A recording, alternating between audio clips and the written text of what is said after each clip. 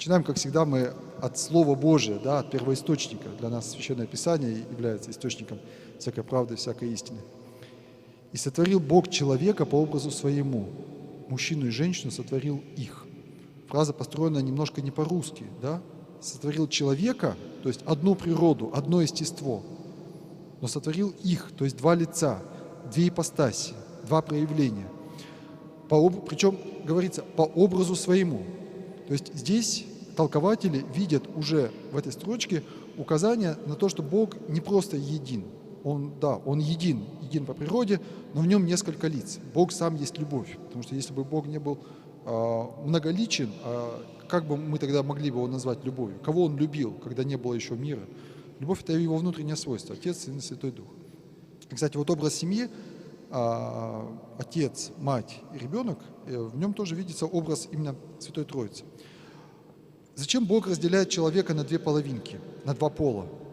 Наверное, главный ответ тоже в том, что семья — это школа любви. Знаете, вот некоторое время назад услышал такую поговорку: «Одно и полено не горит». Ну, правда, мы же знаем, да, что если в печку положить одно полено, оно гореть не будет, оно постепенно потухнет и угаснет. Даже полено должно быть обязательно два. И вот как интересно, у меня это продолжилась параллель такая. Вот солнце дает свет. Ведь, по сути дела, дерево — это аккумулированная солнечная энергия, да, в химическом виде.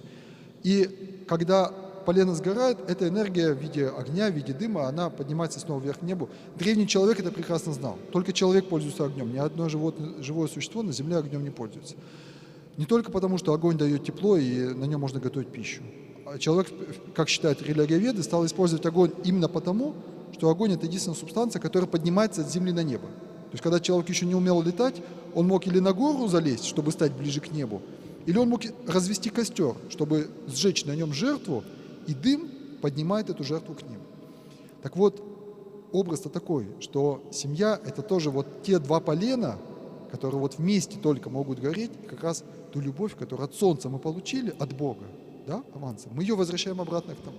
То есть вот для этого Бог, наверное, и разделяет нас на два пола. Нехорошо быть человеку одному, там же дальше продолжается в книге Бытия во 2 главе. «Сотворим ему помощницу». Немножко забегая вперед, мы уже сразу говорим о назначении полов. То есть Бог не просто разделил на две половинки, а на две неодинаковые половинки. Вот что означает это слово «помощница»? В чем женщина должна быть помощницей? Здесь, кстати, один из ответов на многие современные вопросы семьи.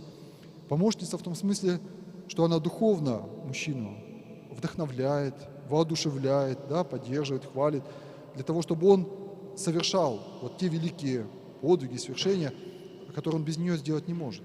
За каждым великим спортсменом, президентом, религиозным деятелем, художником всегда стоит женщина, ради которой он это делал. Это может быть женщина-мать, это, конечно, чаще всего это должна быть жена, может быть дочь, иногда и ради дочери, да, мужчина способен на многое. Оставить человек отца и мать свою и прилепиться к жене своей. Вот библейское слово, оно всегда очень чеканно, оно всегда очень глубоко, оно всегда очень точно. «И будут два одной плотью». Вот в этих простых словах «плоть едина» заключена божественная формула брака. Если мы сегодня понимаем брак как союз, как общение, как что-то романтическое, да, иногда как договор. Вот есть фиктивный брак, да, есть брак по расчету, есть брак с учетом там бизнес-интересов, то Библия говорит, что брак — это плоть едина. Люди должны стать одним человеком в двух лицах, одной плотью даже. И на самом деле мы ведь знаем, что у мужчин и женщин, которые живут в браке, у них ведь даже буквально на клеточном, на физиологическом уровне, есть об этом сегодня информация, вырабатывается, так сказать, сходный биологический статус. Даже микрофлора у них сформируется едино. Вот это, наверное, есть то, что называется плотью единой на библейском языке. Если даже вот, уж мы знаем, насколько мать готова ради ребенка, да, чем пожертвовать, но мать и ребенок – это и то первая степень родства. Степень родства определяется по количеству восходящих и нисходящих линий. Между матерью и ребенком первая степень родства, потому что одна линия. А ну-ка, вот между дядей и племянницей, быстренько посчитайте, какая степень родства? Какая? Номером. Третья получается, да? А между мужем и женой? Никакой. Они не родственники. Они не являются родственниками никакого порядка, они являются одной плотью, одним, так сказать, одной природой. И вот эти глубокие истины мы, может быть, раньше немножко недооценивали, недопонимали, недостаточно глубоко о них думали, потому что семья во многом держалась на экономике. Люди просто не могли по одному выжить. Приходилось жить вместе. Человек один был не жизнеспособен. Он ни дом не мог построить. Сегодня и то это еще сложно сделать. Уже легче, но все еще сложно. Вот. И поэтому семья часто была внутри гнила, а внешне держалась. Люди не расходились, люди терпели.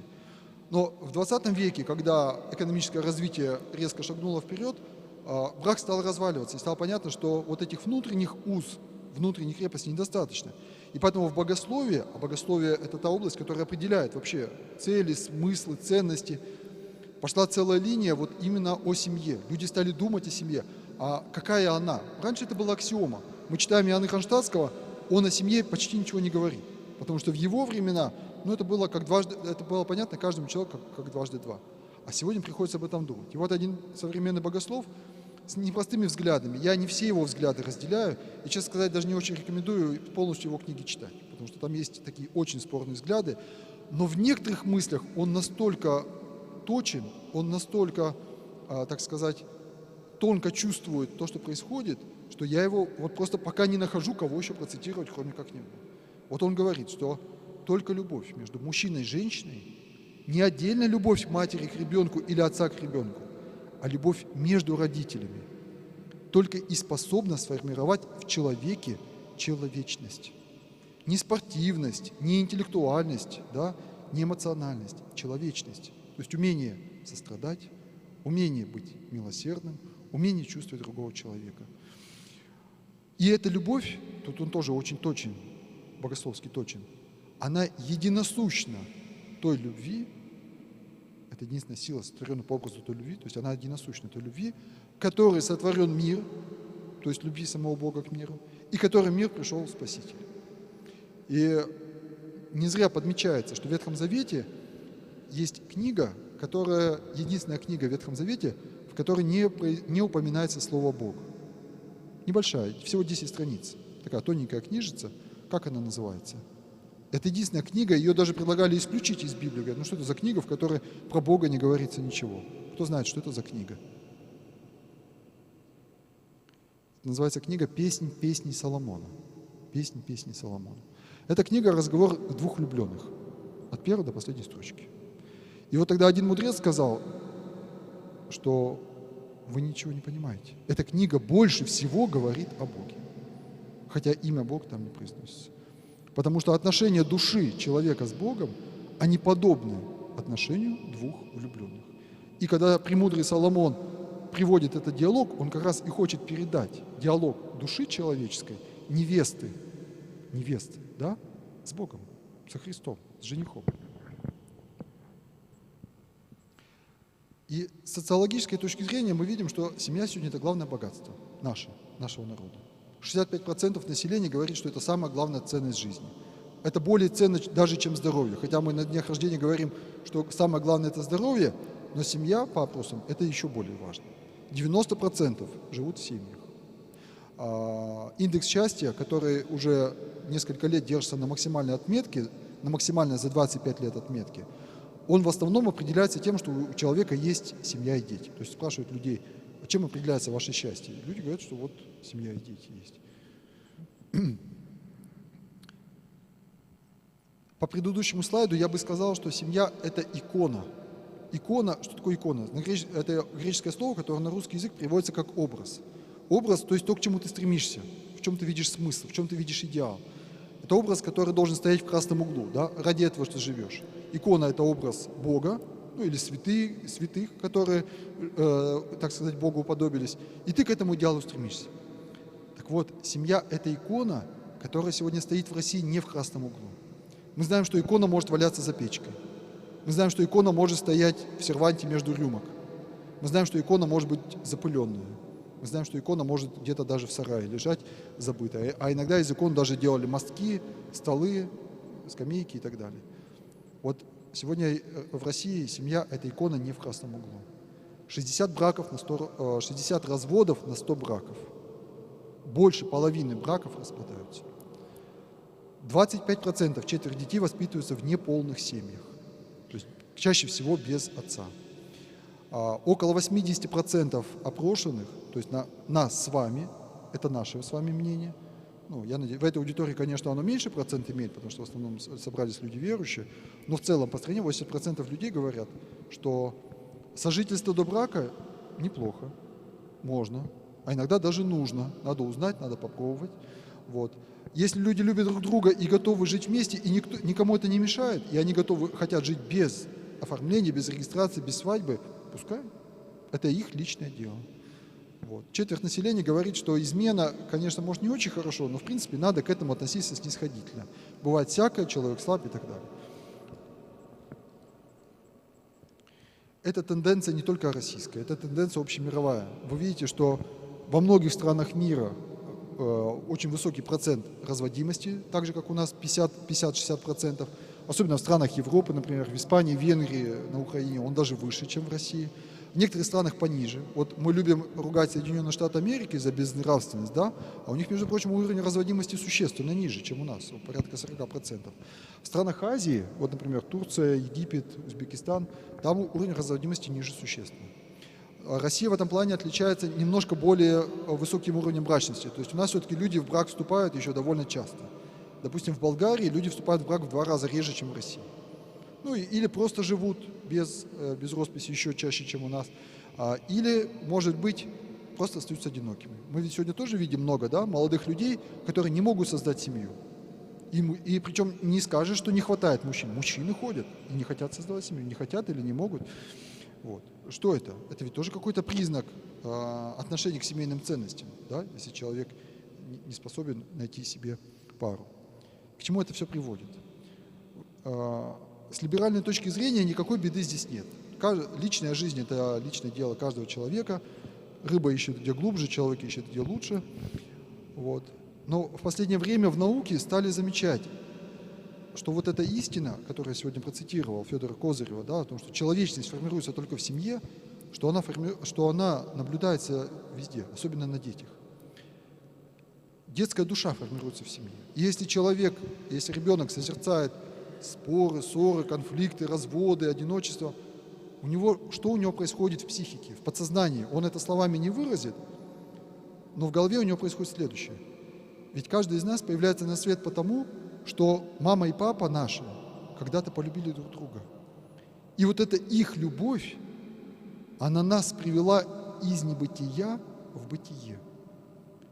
Любовь между мамой и папой дала нам право появиться на этот свет. Вы понимаете, да, о чем идет речь? И когда мы на этом свете живем, мы должны видеть продолжение этой любви. Мы должны видеть отношения между родителями. Тогда у ребенка душа на месте, тогда у него психика на месте, тогда он понимает, что он на этот свет пришел не зря. Что же происходит с ребенком, который видит ссору в семье? Он понимает, что то, что тебя в этот свет привело, этого уже нет.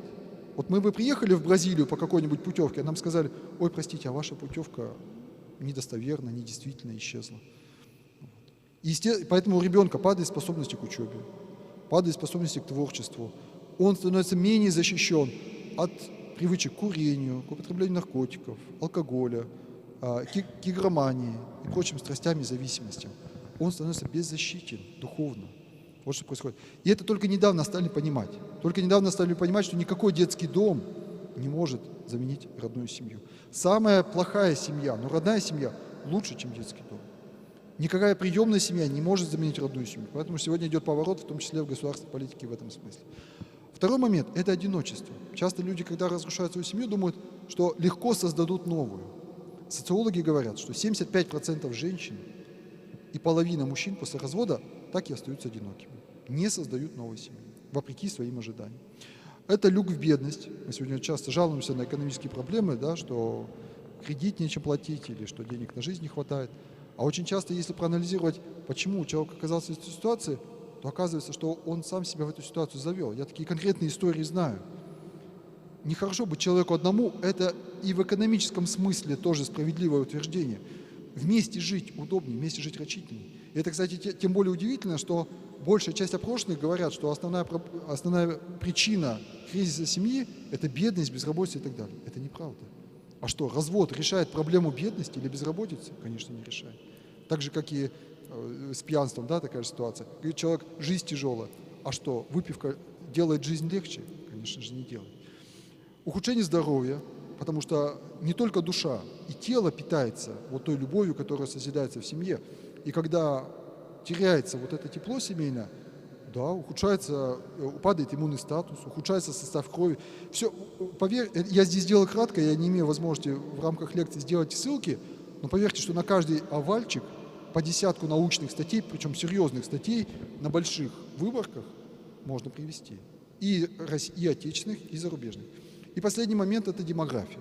Демографическая ситуация, о ней сегодня еще больше я буду о ней немножко более подробно говорить. Мне захотелось разобраться в этом. Мне захотелось понять, почему все-таки семья сегодня разрушается. Я прочитал много литературы научной, богословской, очень много причин сходных.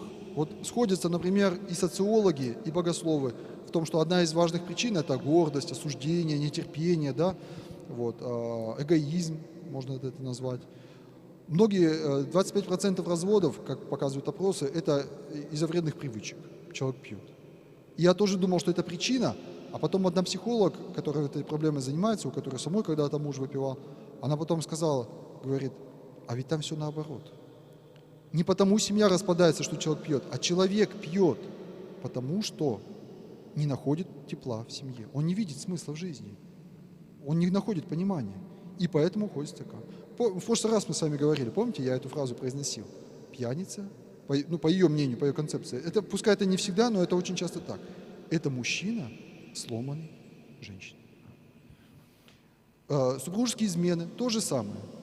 Человек чаще всего уходит в измену тогда, когда в семье он не находит встречного внимания к себе. Конфликты с родителями – очень интересный, очень важный момент.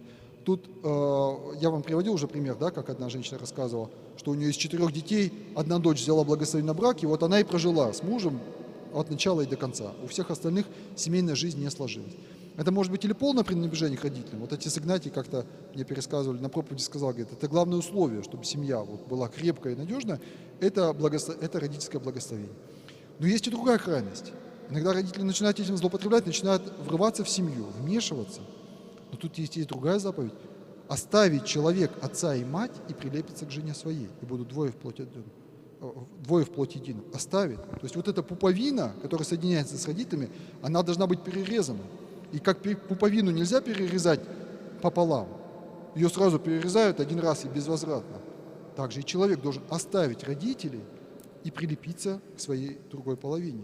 Конечно, родителей надо уважать, чтить, заботиться, слушать их, советоваться с ними.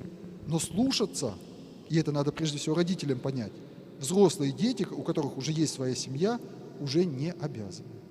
Слушаться они уже не обязаны. Слушать – да, а слушаться – нет. Вот. Это нарушение половых ролей, потому что в любой системе два элемента, они всегда должны быть не одинаковы. Вот когда мы на эту тему разговариваем в УФСИНе или в МВД, я говорю, ну вот скажите, вот у вас военное подразделение, оно будет боеспособным, если вот вы все будете одинаковы? Вот вы все равноправны? Они говорят, ну конечно нет. Субординация, начальство, причем, да, даже среди рядовых, и то есть какая-то определенная субординация. Вот. И то же самое в семье. Семья не может быть крепкой, если оба начала в ней одинаково. Все равно кто-то должно быть единоначальным. Вот так как Бог единое начало миру, да, также в семье все могут высказаться, но последнее слово должно быть за кем-то. Кому-то должна принадлежать окончательная власть. Но в одном расходятся социологи и богословы. Социологи, которые опираются на опросы, на социологические опросы населения, говорят, что все-таки главная причина – это бедность. Мы, оказывается, очень бедно живем. Безработица, жилья не хватает, машин у нас очень мало, за границу редко ездим и так далее. Вот. Ну, на ваш суд, так это или нет, я уже высказался, что я считаю, что это все неправда. Вот. А богословы говорят, что это вообще никакая не причина. Ни маленькая, ни большая, никакая. Вот. Потому что разрушение семьи не решает проблему бедности. А самая главная причина – это забвение смысла жизни. Для чего вообще человек живет? Если он живет только для этой жизни, если жизнь – это санаторий, значит, семья разрушается. Если человек помнит о том, что есть Бог, и Бог не просто как исполнитель желаний, а Бог как смысл, Бог как цель, Бог как судья, так сказать, определитель для своей загробной участи. То есть ты живешь ради духовного роста, тогда семью надо сохранять. И часто, когда меня спрашивают люди с проблемами в семье, раньше я прямо говорил, надо терпеть, надо смиряться, а теперь я говорю более мягко, говорю, а что вы хотите? Вот скажите честно, что вы хотите? Вы хотите спастись? Вот вы хотите научиться смирению, вы хотите приблизиться к Богу, вы хотите научиться любить? Тогда терпите. Пьет – терпите. Даже изменяет, и это можно потерпеть. Может быть, у вас какая-то причина. Если вы не хотите спасения, вот если вы, жизнь короткая, надо успеть, как говорится, надо наслаждаться, конечно, поскорее тогда разводитесь, бегите, ищите себе новых удовольствий. И, правда, я вам не обещаю, что они обязательно будут, потому что там будут те же самые проблемы, уверяю вас. Вот. То есть все зависит от того, что ты хочешь. И преподобный Паисий Афонский, у которого было 4 класса образования, он ведь об этом, посмотрите, и говорит. Безразличие к Богу приводит к безразличию ко всему остальному, приводит к распаду. К безразличию к работе, к безразличию к семье, к безразличию к своей деревне, к своей родине, к своему дому.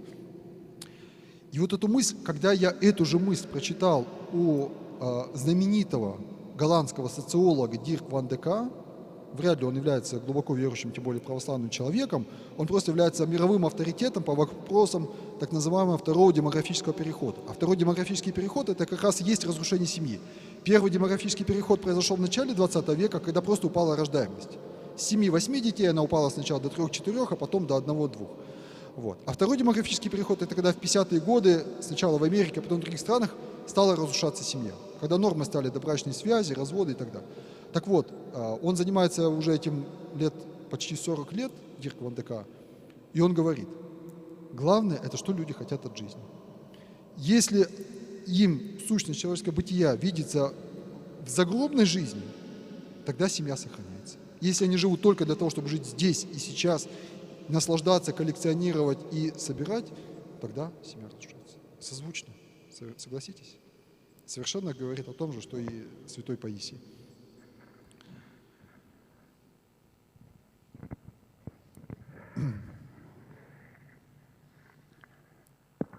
Сегодня, во время Великого Поста, может быть, особенно уместно вспомнить вот это слово богословское, аскетическое «целомудрие». Целомудрие, как говорит преподобный Иоанн Лествичник, память которого мы сегодня почитаем, это чистота души. Это чистота души. Когда душа собрана вокруг единого центра, поэтому она является цельной.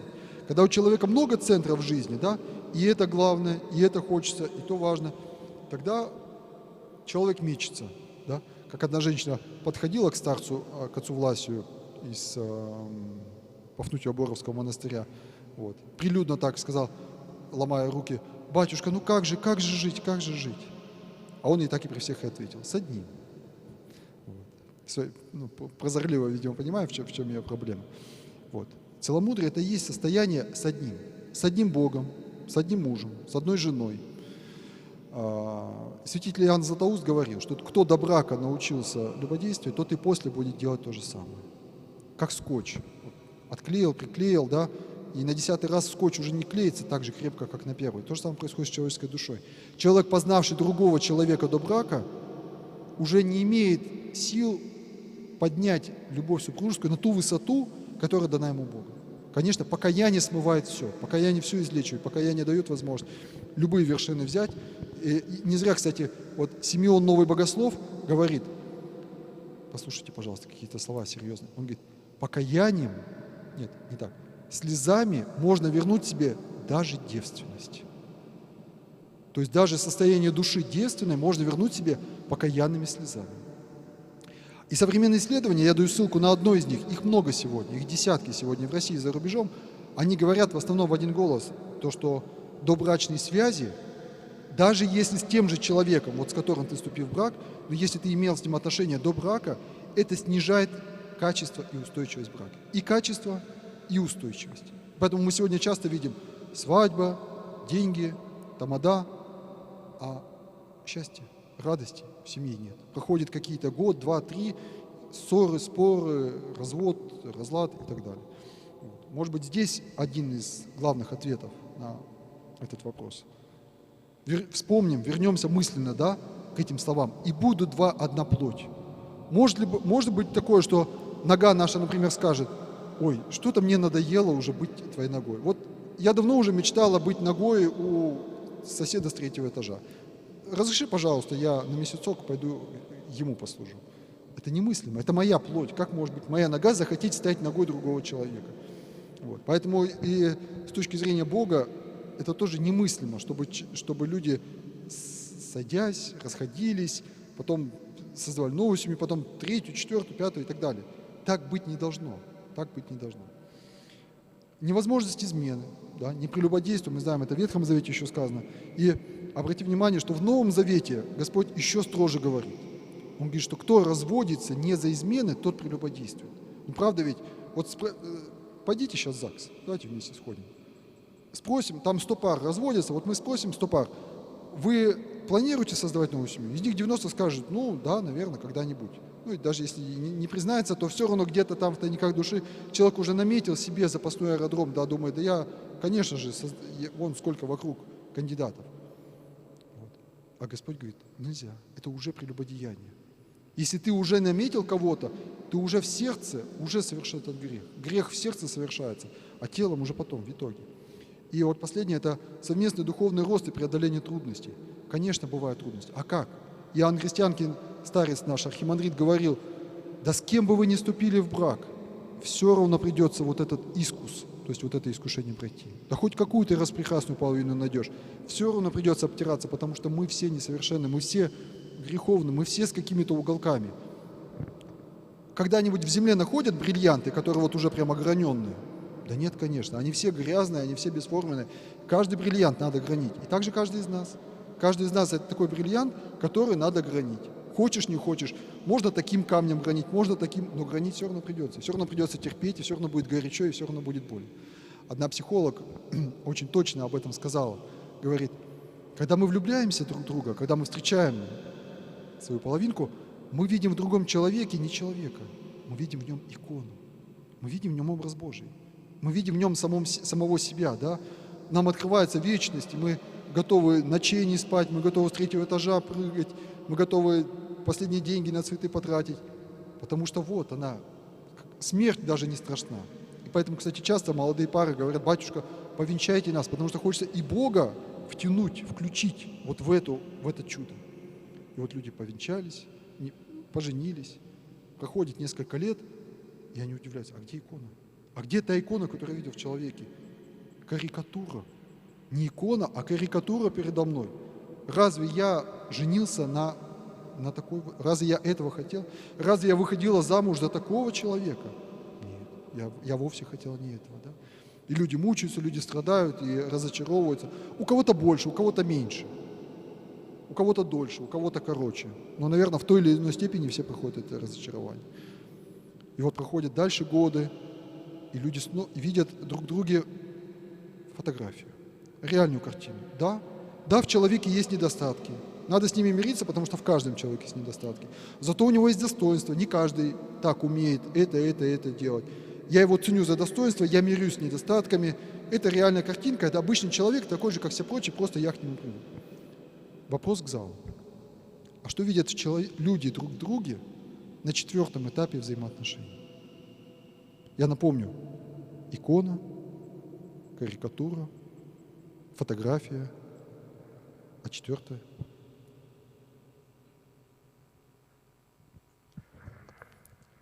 Да, вопрос открытый, ответы могут быть разные. Вот какие вам нравятся? Кто-то говорит себя, я с этим ответом соглашусь. Кто-то говорит Бога, я с этим ответом тоже соглашусь. Но все-таки мне ближе ответ опять икону. Опять икону. Ну, как сказала одна женщина, говорит, да, точно. Только, говорит, если вначале эта икона была новенькая, лакированная, пахнущая еще типографией, да, то в конце эта икона уже потемневшая, потертая, старенькая, где-то поцарапанная, но от этого еще более дорогая. Красиво.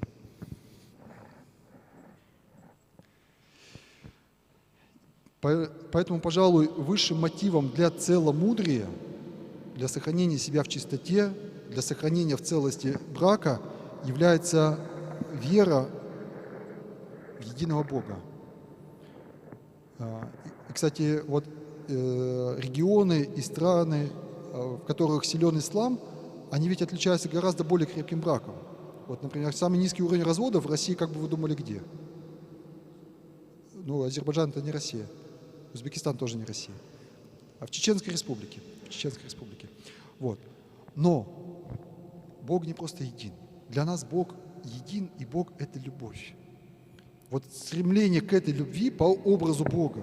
Когда мы говорим, что Бог есть Троица, мы говорим, что Бог — это любовь. Когда мы говорим, что Бог стал человеком ради нас, мы говорим, что Бог есть любовь.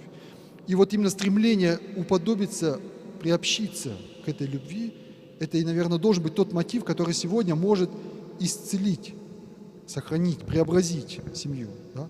Бог есть любовь, и пребывающий в любви пребывает в Боге, и Бог в нем пребывает. И школа, семья – это не место выживания. Семья – это не место отдыха. Семья – это не место для продолжения рода. Это для рыбы может быть семья – место продолжения рода. Для человека все-таки по Божьему замыслу. Мы сейчас говорим о перспективах, мы говорим об идеалах. Да? Это место для возрастания в любви. Божественной любви. Любовь ведь тоже бывает разной. Бывает любовь как обладание, бывает любовь как страсть, бывает любовь как лакомство. Вот апостол Павел нас учит, что такое настоящая любовь, которая долго терпит. Да? Это же надо долго терпеть, пока от одной иконы мы вернемся к следующей иконе. Ой, сколько надо. 30 лет, а то и 40 лет, а иногда 50. А бывает, что и не получается. Бывает, что люди могут к этому и не прийти. Не ищет своего, не ради себя, а ради другого человека. Да? И такие случаи у нас есть перед глазами, когда терпят жены, ради Бога терпят несносного мужа, и он приходит к покаянию. Благодаря им. Вспомним, да, муж неверующий освящается женой верующей, жена неверующая освящается мужем верующим. Не мыслить зла, то есть не желаешь ты зла другому человеку, не думаешь, ну когда же ты наконец заболеешь и вразумишься. Вот. Не радуется неправде, радуется истине. Вот такая любовь. Вот этой божественной любви мы, наверное, в семье и учимся. Уже не раз говорил, но повторю, не будет лишним, что мат сегодня – это как раз слова против семьи. Это слова, которые в искаженном, в оскверненном виде повторяют таинство вот той самой супружеской любви, в результате которого рождается на свет человек. Поэтому недопустим мат ни в каком виде, ни в мыслях, ни в словах. А вот замечательные слова, о которых пишет мой любимый автор Василий Розабеков, слова о семье, вот над ними можно размышлять. Вот, например, пол. Почему люди пол? Ну, понятно, да, половинки. Мужская половина, женская половина. А почему пол, по которому мы ходим, тоже пол называется? Загадка. Там все очень просто. Вот в русском языке бывает божественное с земным, вот буквально на одной ладошке. Бревно брали и распиливали вдоль на две половинки. И клали плоской стороной вверх, получался пол. Поэтому получается пол. А слово «брак» что вам напоминает? Ну, корень брака. И почему некачественный, там, допустим, предмет тоже называется браком? А корень опять один. От какого слова происходит брак? От слова «брать». Есть такая профессия бракер или бракер, да? В браке мы берем себе кого получше, а бракер берет из потока досок, какая похуже, и убирает ее, выбраковывает. А вот слово «поцелуй», целовать, целым, становиться целым. Из двух половинок человек становится целым. И можно целовать не только мужа или жену, да? Икону можно целовать, стремясь стать целым с Богом, правда? И друга можно целовать, и брата, и сестру, и ребенка тоже можно целовать, стремясь стать, ну, так сказать, восполнить свою человеческую природу. А кто такие супруги? С точки зрения филологии. Супруги, да. Вместе запряженные, да. Соперник, сотрудник, советник. Это значит вместе пруг запряженный, да, упряжка. Вот. Два вола, запряженные в одну упряжку. В одну упряжку как раз и запрягали чаще всего самца и самку, семейную пару, потому что они чувствовали друг друга, и они старались плуг тащить ровно. А если запряжешь, допустим, 2 самцов, то они вот будут бороться за первенство, и борозда получится кривая. Придется волов пустить на мясо. Вот. Что значит невеста? Посмотрите, вот эти русские слова, если их разобрать, они нам всю тайну семьи открывают. Да? Кто такая невеста? Не весть. Да? Она не ведает. Она не ведает. Чего она не ведает? Ну, понятно, брака она пока не ведает. Поэтому она и надевает, да, белое платье, белую фату, потому что она пока она не ведает ни мужа, ни семьи, ни брака. Что такое верность? На чем основывается верность? На вере. На вере в Бога и на вере в человека. Да, я верю, что хоть сегодня этот человек карикатура, но я верю, что и карикатура может превратиться в икону. Да? А для этого надо верить в Бога, а иначе никак. А как иначе? Ведь Бог верит в человека. Митрополит Антоний Сурожский рассказывал, говорит, ко мне пришел один человек и говорит, да я не верю ни в какого вашего Бога. Он говорит, а ему-то что? Он же в вас верит. И также сегодня, когда один человек другому говорит, да я не верю ни во что, а другой говорит, ну и что? А я-то в тебя ведь верю. Вот верность основывается на вере. А вера, в свою очередь, это слово однокоренное со словом верева, веревка. Это то, что тебя связывает с чем-то. Вот, чтобы куда-то вскарабкаться, залезть, да, нужна веревка на небо, правда? Вот откуда происходит это слово вера. А слово «прости», почему мы произносим на службе «премудрость прости»? То же самое слово, только ударение на другой слог. «Прости». Что значит «простить»? Что надо сделать в тот момент, когда священник говорит «премудрость прости»? Надо встоять прямо, надо выпрямиться. Простить – это выпрямить, это значит разгладить, это значит убрать вот эти морщинки в наших отношениях, которые возникают, да, от обид. Но и самое главное слово, самое простое, которое стало сегодня заголовком нашей встречи, это слово из 5 букв, это слово «семья». Вот если мы спросим наших сограждан, горожан, что такое семья, то большинство нам, не раздумывая, ответит, это семья. Но только есть такая вот неувязочка одна. Когда появилось слово «семья», не было слова «я». Вообще в русском языке не было слова «я», было слово «аз». Откуда же тогда появилась семья? А почему 7? А что, 2 человека не семья? А почему я? Я хочу то, а я хочу то, а я же говорю это, а я тебя не слышу. Если человек говорит «я», значит, он не понимает другого, правда? Поэтому корень слова «семья» находится в слове «семя». Семя. Семя новой жизни. Это ребенок, да? Это плод. Плод нашей любви – это дети, это новая жизнь. Но там есть еще более глубокий смысл. У нас здесь мало растет злаковых культур, поэтому евангельское слово о том, что семя, которое пойдет в землю, если не умрет, то не даст плода, нам легче проиллюстрировать на картошке. Мы осенью сами копаем картошку, и когда много на кусту уродилось картофелин, что произошло с маткой? Она всю себя отдала своей семье. Да? Она вся почти сгнила. А вот соседний кустик маленький, такой жухленький, там 2 картошины, как горошины. А матка целая, почти целая. Она себя не отдала, она собой не пожертвовала. И семьи поэтому никакой нет. Вот и, пожалуйста, вам весь смысл слова «семья». Семья – это жертва, семья – это самоотдача. Чем больше человек себя отдал близким, чем больше он умер для себя, для своего «я», чем меньше «я» в семье, тем больше получается семьи. Вернемся немножко к разговору о том, что есть мужчина и что есть женщина, кому что Бог поручил, какой половине он что дал. Вот об этом, например, говорит строчка из 2 главы книги «Бытия». «И посадил Бог человека в саду Эдемском, чтобы возделывать и хранить его». Вот возделывать, ну так говорят богословы, возделывать – дело мужчины. Зарабатывать, строить, осваивать, исследовать, узнавать, защищать. Ну и дальше список можете продолжать. Это возделывать. А хранить – это дело женщины. Да? Беречь, создавать уют. Ведь женщина хранит, что она хранит? И красоту в доме, и чистоту в доме она хранит. Да? И отношения она хранит. И семя, посеянное в нее, она тоже хранит.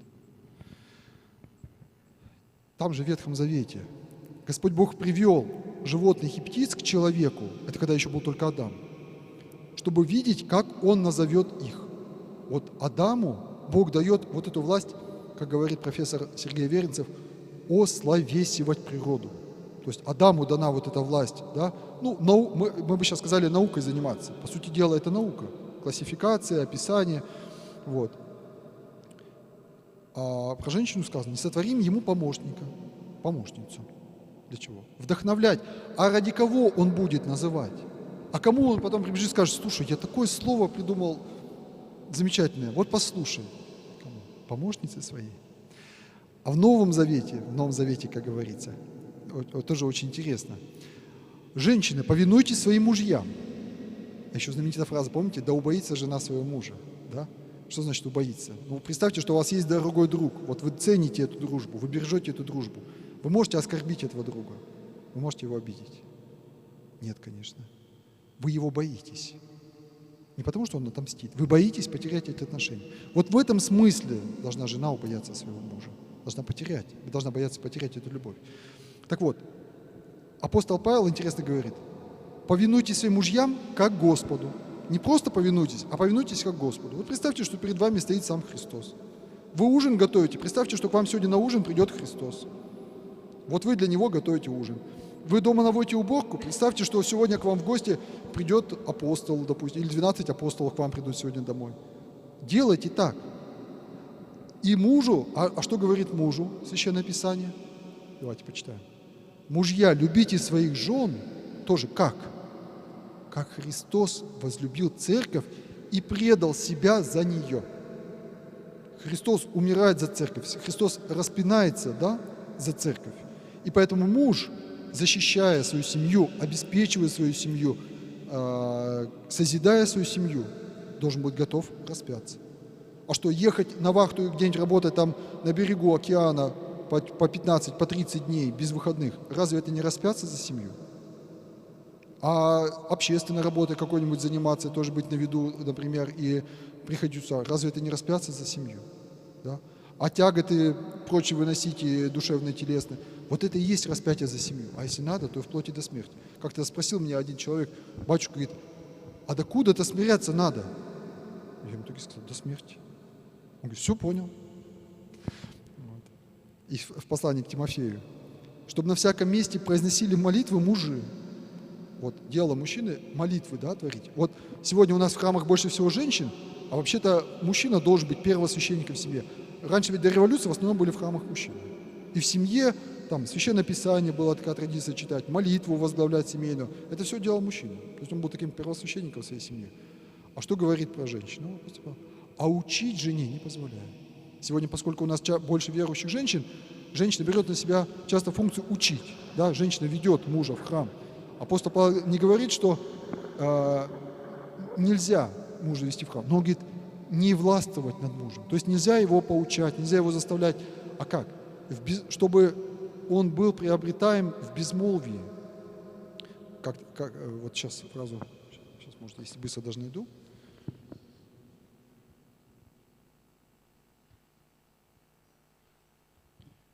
Чтобы мужья ваши, которые не покоряются слову, без слов приобретаемы были. Да? Такое вот апостольское слово.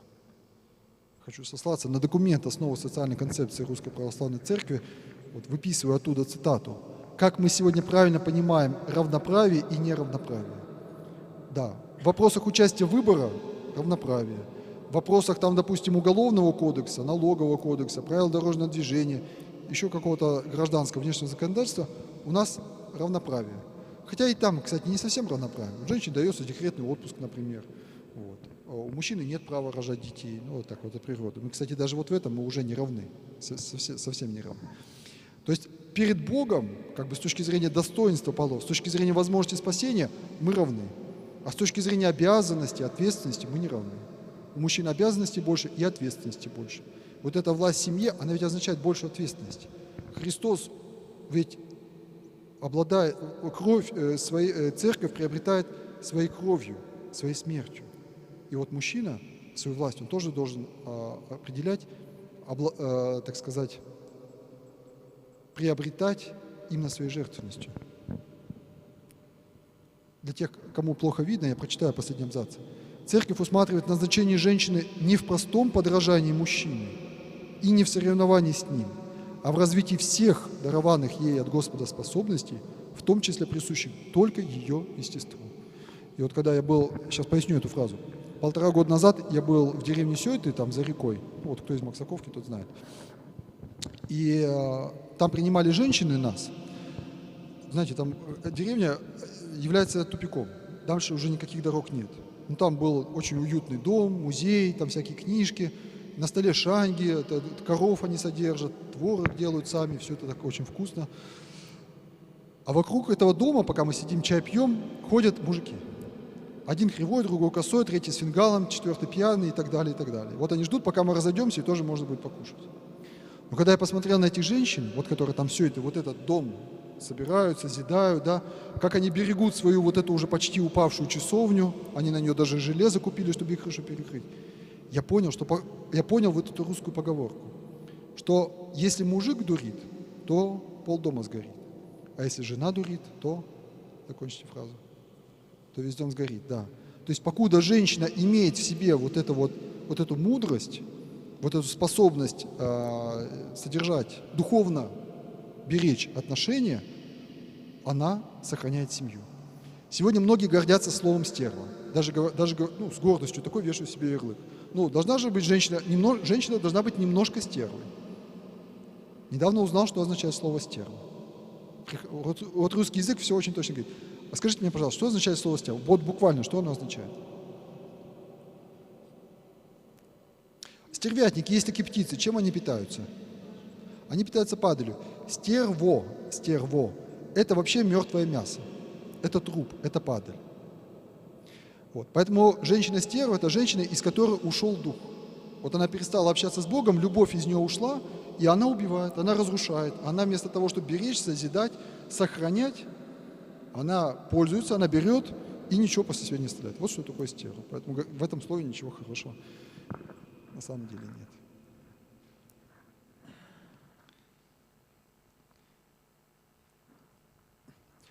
Конечно, когда с молодежью об этом всем разговариваешь, все говорят про свободу. Ну а как же свобода?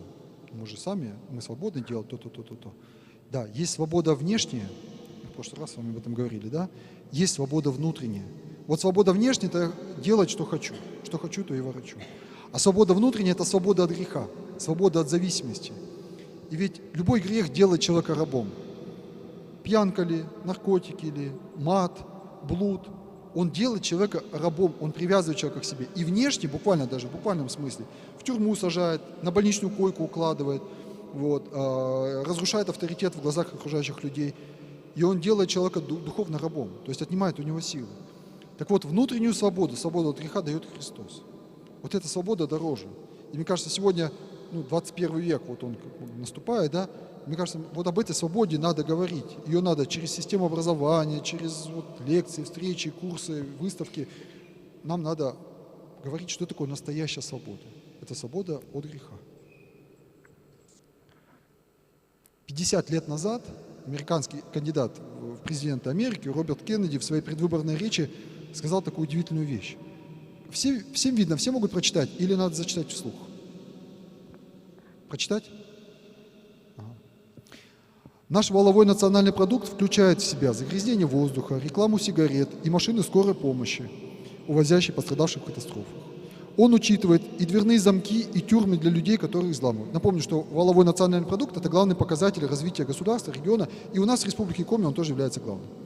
Он включает в себя уничтожение секвойных лесов и уникальной природы, но он не учитывает здоровье наших детей, качество их образования или радость, которую доставляет им игры. В нем никак не отражается красота поэзии или прочность браков, уровень политических дебатов или честность должностных лиц. Он не измеряет ни ум, ни отвагу, ни мудрость, ни умение учиться, и даже наше сострадание или преданность стране никак в нем не учитывается. Проще говоря, он учитывает и измеряет все, кроме того, ради чего действительно стоит жить. Мудрые слова. Поэтому мы предлагаем, чтобы стратегия развития нашей республики тоже строилась не на экономических показателях, а на показателях прочности семьи, отношения к природе, радости детей и так далее. Мы это называем идеей чистоты. Вот, мне кажется, национальная идея вообще в целом России, республики в Коми в частности, это идея чистоты. Немножко вернемся к теме демографии. Вот, в конце первая заповедь, которую Бог дал людям: плодитесь и размножайтесь. Не просто продолжайте род, а размножайтесь. То есть людей должно становиться все больше и больше и больше. Потому что Бог любит людей. Богу люди нужны для Небесного Царства. В советское время у нас каждый год был прирост по миллиону человек, 80-е годы. В 90-е годы смертность превышала рождаемость тоже на миллион человек. 4 года, с 13 по 16 у нас был маленький, но положительный прирост населения. А в 17 году рождаемость пошла вниз. Потому что в детородный возраст вступило поколение 90-х, которых было мало. И к тому же им просто меньше хочется детей. И только через осознание то, что вот 3 детей – это норма, 1 ребенок – это эгоизм, 2 ребенка – это антагонизм, а с 3 детей по Божьему замыслу начинается нормальная семья, потому что они друг друга воспитывают. И многодетные мамы, и здесь у нас тоже в зале есть такие, они не раз рассказывали о том, что, говорят, чем больше детей, тем меньше с ними проблем. Им просто даже внимание меньше надо. Они друг друга воспитывают. Их не надо, у них ни уроки проверять, ни там контролировать, кто сколько в планшет играет. Они сами друг друга воспитывают. Вот как Божьи заповеди играют, да, в современной даже педагогике.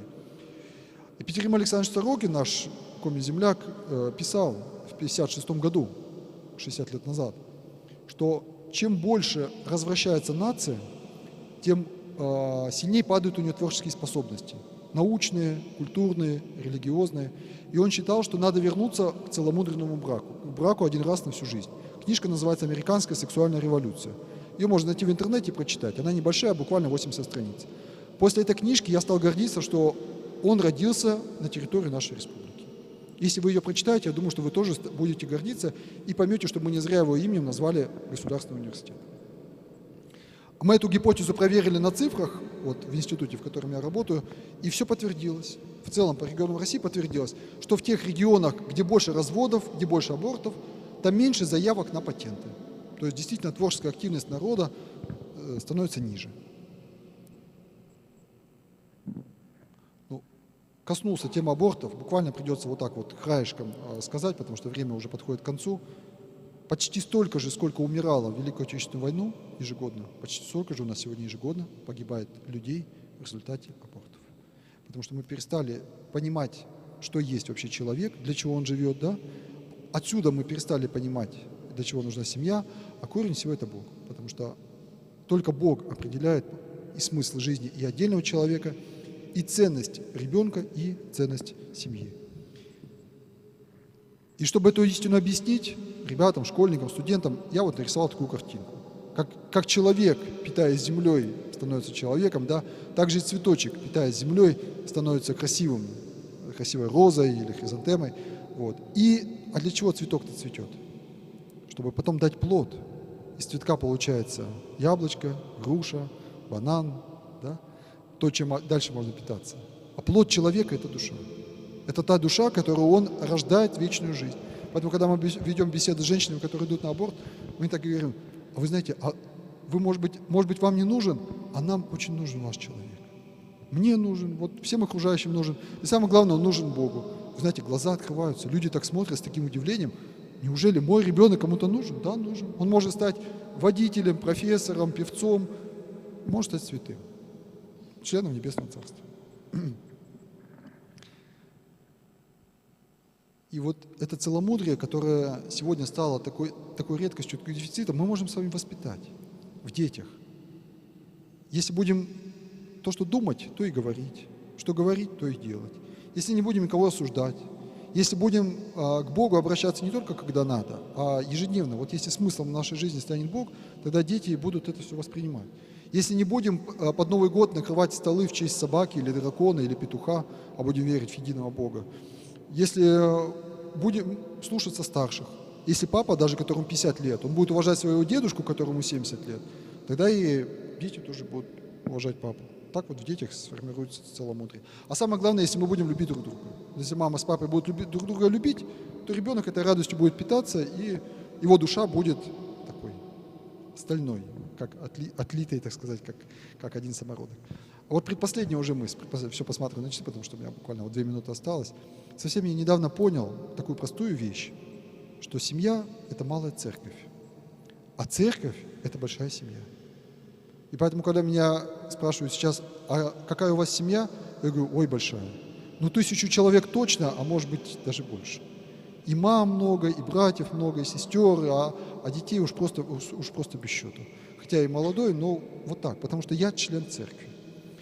Вот. И Господь говорит, что тот, кто оставит своих родных, то есть оставить не в смысле бросит, а в смысле поставить на второе место после Бога, как и должно быть, Бог должен быть на первом месте, он получит во 100 крат больше вот этой любви, да, и братьев, и сестер. А Петерим Сорокин интересно писал об этом же самом 100 лет назад. Еще когда он в России был, еще когда его не выслали из России, он так и писал, что семья разрушается потому, что люди должны двигаться к общей человеческой любви. А он, между прочим, в своей автобиографии указывал, что для меня высшим идеалом нравственности является Нагорная проповедь, особенно заповеди блаженства. А это последний слайд, уже без комментариев. Для тех, кто не видит, я зачитаю. Это написала девушка, студентка нашего мединститута университета. В отзыве на нашу встречу она написала: «Я считаю, что у многих людей в наше время поменялись ценности. Молодежь пытается построить карьеру, заработать миллионы, но это же не самое главное в жизни. Карьера не будет ждать нас дома, не будет нас любить, поддерживать. Деньги не заменят близкого человека, ими нельзя купить здоровье. Все же самое главное в жизни – это хранить тепло, любовь и трепетность к своему избраннику. Я очень хочу, чтобы создавались крепкие семьи, чтобы у каждого ребенка были любящие папа и мама». Интересно, папу она поставила на первое место, да? Папа и мама. Обычно пишут наоборот. «И я сама сделаю все, чтобы в моей семье так и было». И вот действительно, если женщина сделает все, значит, в ее семье так и будет. Потому что именно женщине Бог дал эту власть, именно женщине Бог дал полномочия хранить. Ребенка хранить, семью хранить, дух хранить. Вот на этом я закончу свое выступление. Поблагодарю вас за внимание. Если кому-то захочется почитать что-то по этому поводу, вот здесь списочек книг есть, они скинуты на компьютер, можно будет себе потом на флешку перебросить. Вот. Одну из них я покажу. «Дарите любовь», государыня императрица Александра. Сейчас вы в следующем представлении, спектакле, вы увидите ее дневники, ее слова. Хочу показать еще книжку. Так, сейчас ее найду. Одна из лучших книг, ее можно тоже в интернете найти, «Один раз на всю жизнь», так и называется, протоиерей Илья Шугаев. В электронном виде она есть. Вот. Хочу показать книжку для тех, кто сомневается, что человек является человеком с момента зачатия. Вот, фундаментальное представление современной науки о начале человеческой жизни. Вот такая книжка сейчас есть, она есть в библиотеке. Экземпляр, можно взять ее почитать. Вот.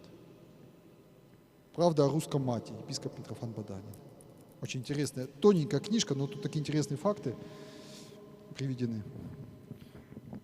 Ну вот, наверное, все, что я хотел сегодня вам рассказать.